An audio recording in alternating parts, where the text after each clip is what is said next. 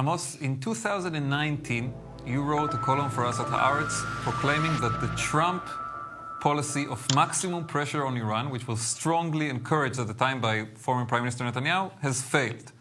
And when we're looking today at the situation that Israel is facing with Biden and other allies going back to negotiations and Iran looking for the sanctions relief deal, as Dalia just described it, what is the legacy of Netanyahu and Trump on this issue when we examine it in 2021?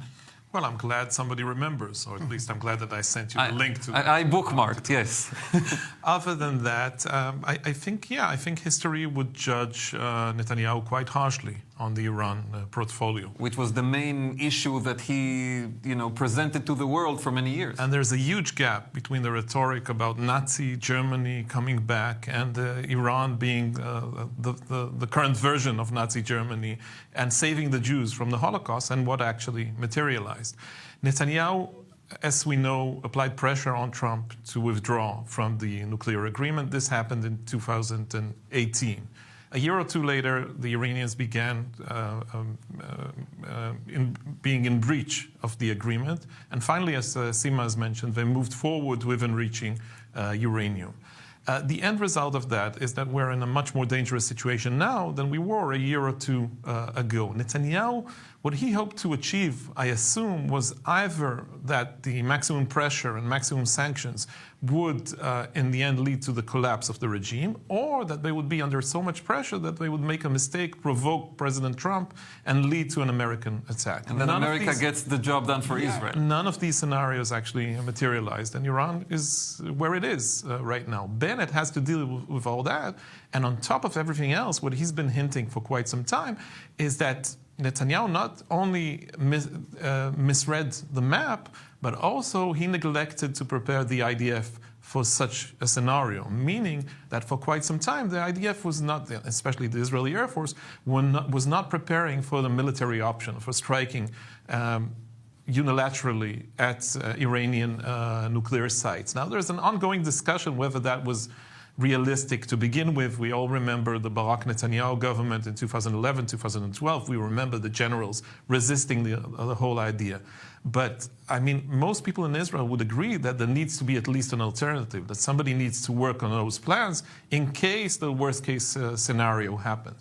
It turns out that the IDF is quite some time behind this option, and now we're finding ourselves in a situation where we don't have many alternatives. In the end, Israel could, complain a lot and whine a lot and try to affect the American positions, but I don't think that we have much leverage over the negotiations.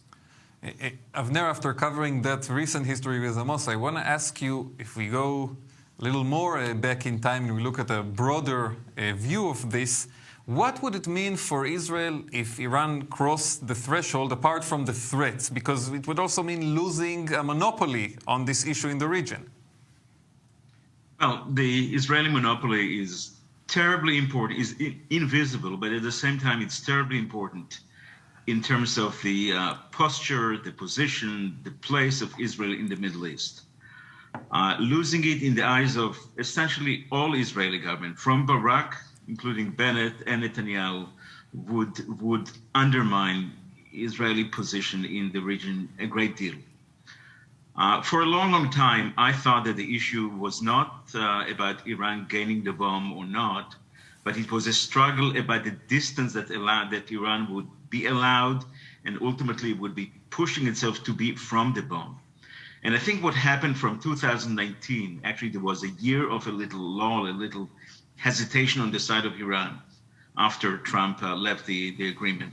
But from 2019, Iran was moving fast in a variety of areas, in particular in the area of fission materials, to diminish the achievement and to undermine the achievement of the imperfect GSPO, the agreement, the Iran deal of 2015. The result is that I don't think that Iran is on its way to have a breakout towards the bomb. I think they're sneaking towards the bomb. They're trying by this salami method to cut slice by slice and to be getting closer and closer to the threshold. The fact that they have significant amount of uranium, 60%, some 25% and much more 20%. And essentially the world is quiet about it. It was done openly, and they're moving, and there is quiet there. From that point of view, I think that the question, what is better for Israel, it's a good question, but I don't think it is on the table.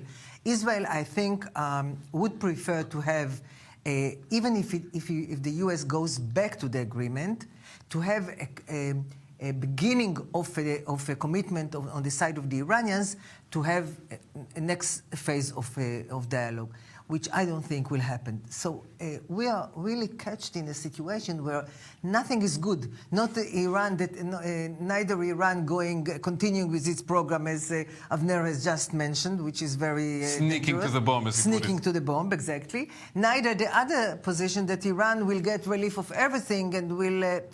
And the agreement will be the sunset will be in several years. So we are really in a catch-22. آنچه در مورد ما میگویند